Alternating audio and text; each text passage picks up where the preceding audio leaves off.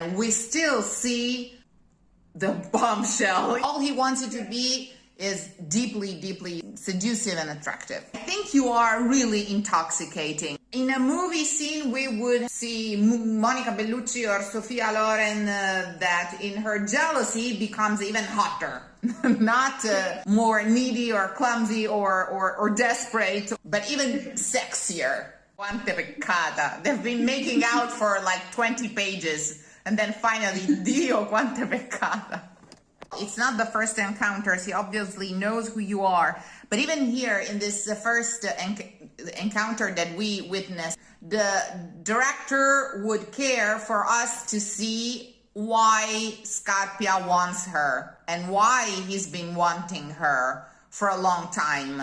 So even here, we don't see a messy or clumsy Italian woman that is desperate for her man. This is about giving a premise for the audience, if it was a movie scene, to understand what is going to happen in Act 2 and how it built. And Scarpia's whole Te Deum is full of lust. We understand that he's going to want to rape you in Act 2 because of the sexual power that he injects in that Te Deum. So we really need to see something that is beautiful, that shows her beauty, her femininity, and even when you scratch like a cat, like a pussy cat, not like a tiger here. The tiger will come, but not here. Here you're still very attractive.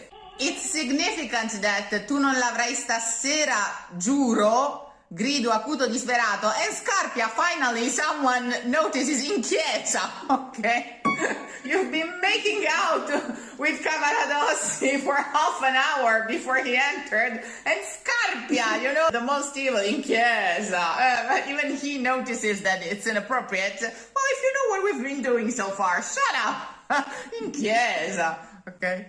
Dio mi perdona. She says Dio mi perdona and then sings Visitate. Exactly so. Dio mi perdona, so you did not forgive me. That's what you meant, probably. Exactly. Because you have to tell me why. Not even to help me, but tell me why. Correct. Tre sbirri, una carrozza, presto, seguila dovunque vada, non visto provvedi. Of course, because in theory they're looking for Angelotti, and Tosca is a falcon to spot the prey, to spot Angelotti. But this sensuality in his voice is due to the fact that I think you are really intoxicating. We mentioned that. We spoke about the smell previously. All of these, speaking of the flowers, limo dei franti sepolcreti, all of that scene that evokes the smell, and you coming in with flowers. I think that that's what you are, an intoxicating woman. And I think that in this Act 1, he is pointing out this particular fact, the beauty and the, When you leave the place, he's like, presto, seguila dovunque vada. It's very important. Even Scarpia becomes, in a way, more human, and I want to say more Italian. He almost has a point to want you. It's not just you're a woman like any woman. No, I mean, you are freaking Floria Tosca. The one Floria Tosca. Someone who's a legendary knockout and beautiful woman, and when just her smell and she passes by, everyone will go, whoa, and so on. Yeah. And I think that allure is constantly in your voice in Act 1 and in what you depict with your voice. It's a beautiful portrayal of Rome, of the air of Rome, of the smell of Rome. It's really typical if you know what Rome feels like. Okay, if really the smell of the dolce vita, of the water, of the fountains, of the parks, of the nature, Roma has a peculiar and wonderful smell. I will move there at some point in my life. When I say it, I'm really involved in what I'm saying. And at the same time, you are talking about your being Floria. I am flourishing as a woman, and it comes out of your voice everywhere in this Act 1. Okay. 2. There's the Te Deum in the church, here, there in the palazzo, but there's your voice. It's as if He wants to point out that your voice, your smell, your everything, like that of a mermaid, like the chant of a mermaid. Yeah. It's like everywhere. It's like everywhere. Yeah, that's one. That's what I'm saying. Well, first of all, he calls himself a druid in his letters, and he often depicts these nocturni, these with the calls of the birds. I told you he's an expert, hunter. He was a passionate hunter. He knew the calls of all the birds, the civetta, and here the falcon, the llama. I think it's because you are extremely sauvage, and even with this call that he hears from the palace, you kind of raise some sort of ancestral instinct in man, which explains both why Cavaradossi keeps you in spite of your being so annoying and why he is so obsessed with you. So once more, you are a woman of power. You are very modern because you have a job and you are free but at the same time, there is a power that is a deeply feminine power in you that even goes against yourself. This call is like, again, that of a mermaid that he just hears it. It really does like evoke the hawk call. It is a hawk. Oh, but he does it, I told you, he does it everywhere with the birds. The civetta is so clear in Musetta, the night owl, which I told you is a symbol of femininity. Sorry? All of Tosca's high writing in Act 2 is really like doing that. Like, yes.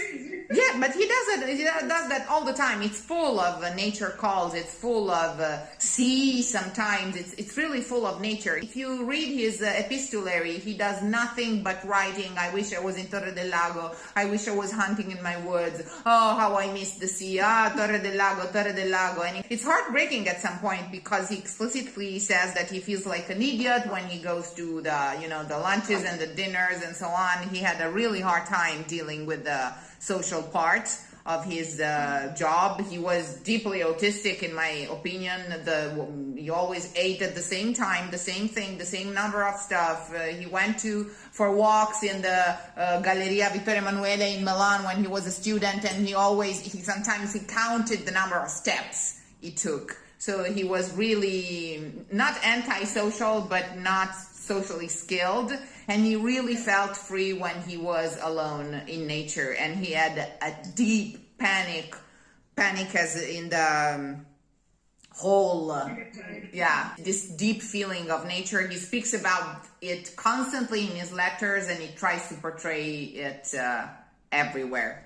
And he loved women. I don't think it's true that he was a cheater on his wife for the same reason, because he was not socially skilled. I honestly think, after what I've read, that he's been faithful to his wife his whole life, in spite of his wife being a Floria Tosca without having the qualities of a Floria Tosca. Elvira was legendary jealous. I don't know if you know that she even brought one of their servants on the verge of suicide. No, she suicided actually. He had a servant from where the name Doretta comes from in La Rondine, Dora, that she was convinced was having an affair with Puccini. He had her tested. At some point, she took poison, this poor girl, because she was prosecuting this poor girl. The girl took poison and she died, and the doctor examined her after her death and found out that she was a virgin. Yeah. Puccini had a great experience with jealousy, but he was not the womanizer that people think he was, because he was in fact very shy. His wife was crazy, on the other hand.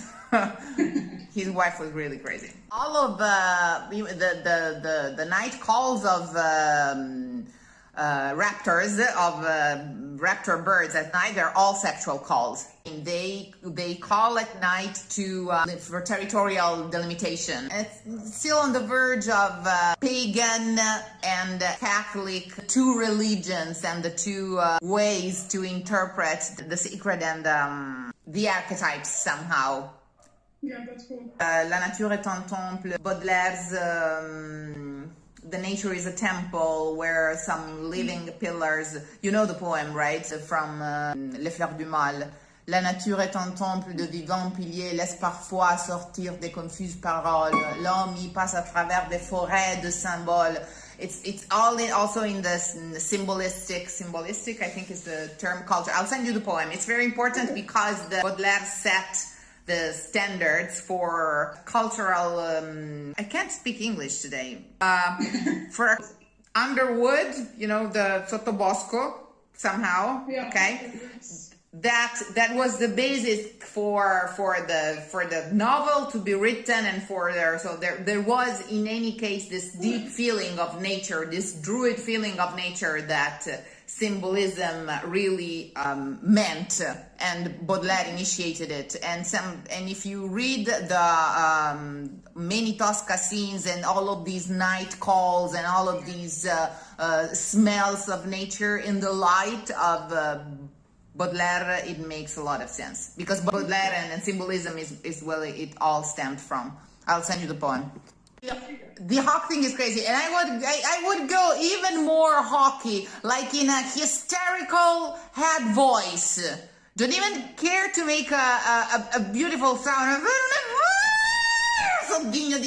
It's really like, it's really more of this than it's not that. Non è vero, so ghigno di demone. It really makes also all of the vocal writing make so much more sense, because honestly, some of the high writing is kind of weird. Yes, exactly.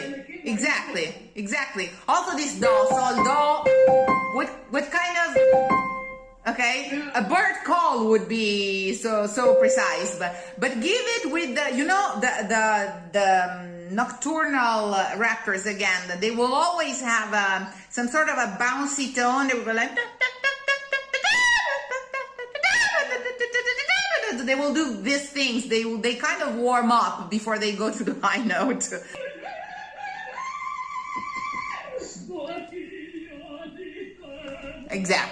Exactly. Much easier than before, and legato and natural at the same time.